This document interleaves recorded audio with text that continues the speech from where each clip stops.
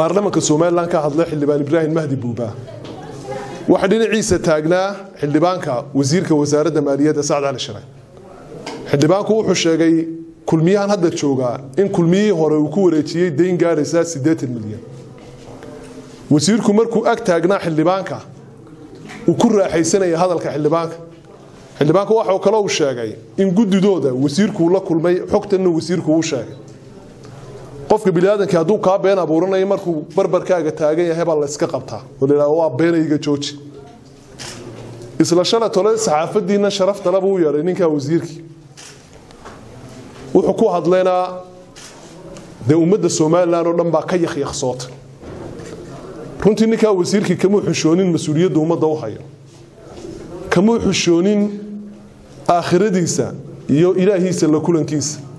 kama xushoonin taariikhdiisa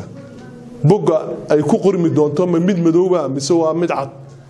anagu xisbi ahaan waxaanu aaminsanahay kulmiyaan hadda joogiyo kulmiyii ka horeeyba 80 milyan ee shacabka maatida ay lahaayeen inay gacantooda